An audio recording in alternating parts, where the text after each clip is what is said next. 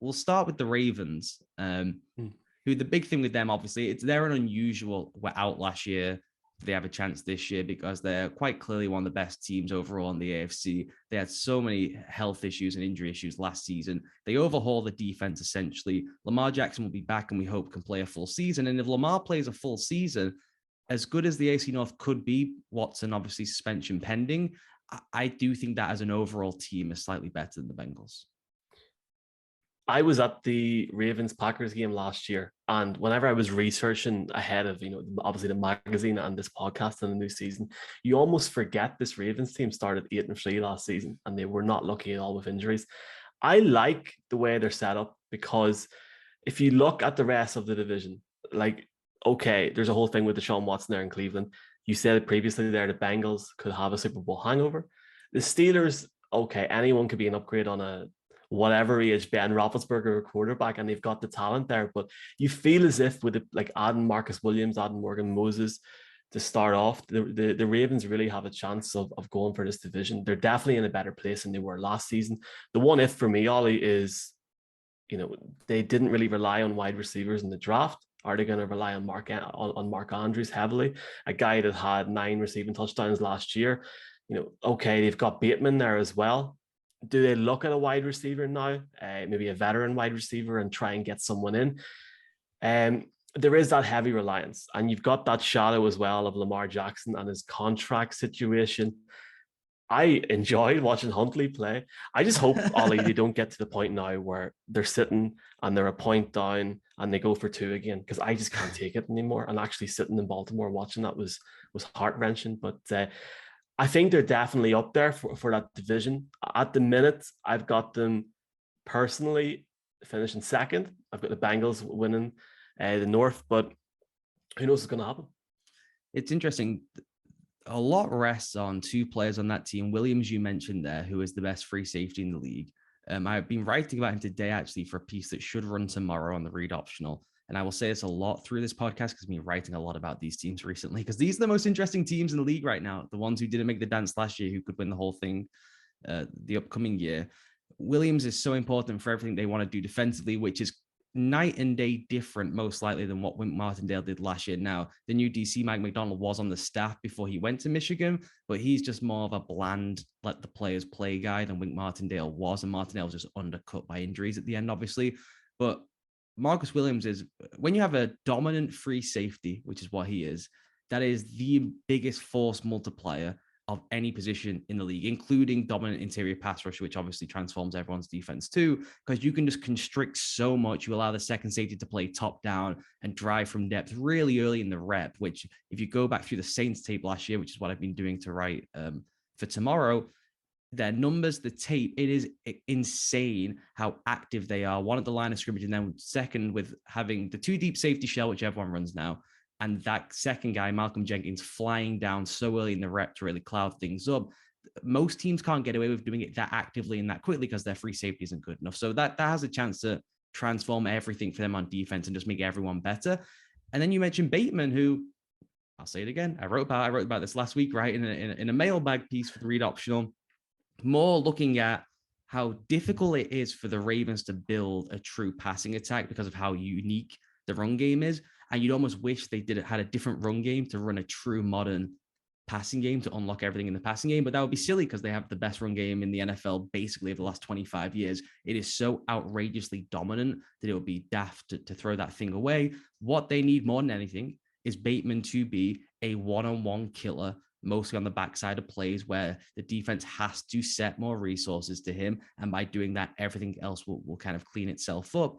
I'm not sure. I mean, we did a podcast earlier in the offseason with a great Ravens writer discussing this, and all the pieces are in there for Bateman to be really good. And when he came back from the injury by the end of the year, as he was hitting his stride, Lamar was out of the team, right? So we haven't really seen them have a ton of chemistry or connection together. But I'm bullish on him. If they could get Odell, obviously I'd do that deal. But I don't think this is a team. I've seen a lot of writing about like them losing Hollywood Brown is somehow a loss. I just don't see that at all. What this needs is Bateman to be at least an above average, typical perimeter receiver. And if that happens, given how special everything else is, then they just have the perfect formula as a Super Bowl team, which is they can play ahead, they can play from behind, and that's what you need.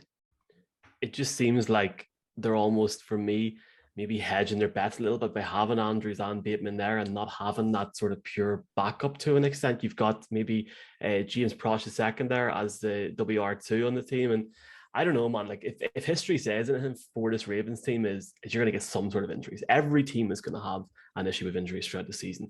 And if one of those guys, God forbid, was to go down, you sort of wonder. Bateman needs to really prove he can work on his consistency. Can he get open in Greg Roman's scheme? In a scheme that can really lack sort of creative concepts. Fry your brain. Yeah.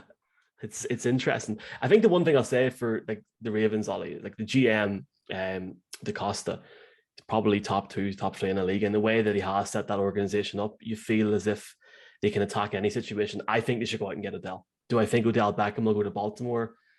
That remains to be seen. But they're definitely they're in a really good they're in a really good position. But a big disappointment last year, Ollie, the way that ended up for them. The Odell one is interesting. I think he would do that for a year with Lamar. I think him and Lamar are really close. It's whether the Ravens will do it. You know, Conor Rohr had a great piece in Sports Illustrated last week, which flagging something I hadn't spotted from afar, because obviously everything I do is nerdy and X's and O's, and I often forget the salary cap. The way they've deployed their cap is they just will not pay any of the perimeter positions.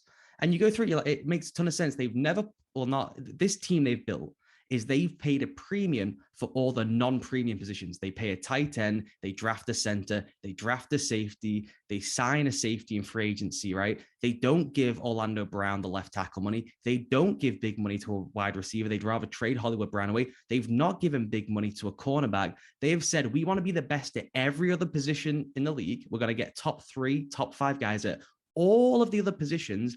And then we've got this special fella who will make the premium positions better. Now, one is the safety on one side of the ball, obviously, and then Lamar on the other side of the ball. That is a really fascinating way to construct your team. So I do wonder if even them, even an ego play of like, we think we've cracked this special formula, because no one else is doing that in the league. No one is paying safeties. No one is paying centers. They want to pay the left tackle. They want to pay the wide receiver, obviously. Even the ego of, we don't need Odell because we're doing it this cool, different way. And it's fascinating. And I understand what you're saying about depth and injury. What is interesting is where they're really crucial outside of Williams and Jackson. I actually like some of the understudies. I don't think there's that much of a decline, even where they're really good in the interior of the offensive line. I don't think there's that much of a decline from the first spot to the second spot. The only problem is the health of all those secondary pieces, because that's where they were decimated last year. That's where it became a horror show. And Mike McDonald coming in, his entire playbook is built around, we are running bump and run coverage all the time. And if you don't have the depth at cornerback, because those guys go down all the time throughout a season, everyone knows that, then you're in trouble. So I would, even if I was them, canvass the corner market, see who's available in preseason for some salary cap dump type trades. If they can just get to the 11th of September and not have injuries like Gus Edwards or Marcus Peters for the whole season already, that's probably a good thing for them. I know you were massively in Kyle Hamilton in the draft, and they had a really, really good draft. The fact they got Hamilton, Linderbaum, and David Ojabo were the first 3 picks that they had in the draft.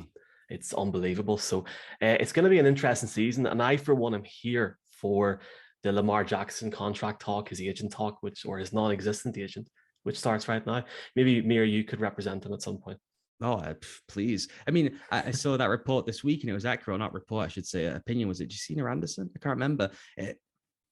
I think many people in the media, for some reason, have made fun of the no agent, but really for him now, it is walking in with the Watson contract saying add a 0 somewhere or add 10 to one of these numbers and let's get it done. Deshaun Watson's agent, as grubby as that situation is and is gross from every angle and every level, did the negotiation for Lamar Jackson, which is, hey, I've not been accused of all this disgusting behavior. Can I have 10 more million on this fully guaranteed contract too? Steve Bisciotti, the owner of the Ravens, must have been weeping the second that contract went down. And the thing for them is someone will give him that contract. So it's not even a negotiation. Miami would love to give him that contract tomorrow. And I know there's the franchise tags and the Ravens fans get all upset about the franchise tag. Lamar Jackson is not playing on a franchise tag. Franchise quarterbacks do not play on franchise tags, right? They'll sit out a season if they have to. So negotiations done. Give him that $245 million fully guaranteed contract, I say. I guess with the cap exploding over the next few years, or expected to heavily increase, it's something that will happen quickly. But look, it could be something we could be talking about pre-draft next year, Ollie. And who knows, after the off season that we've had so far, anything could happen.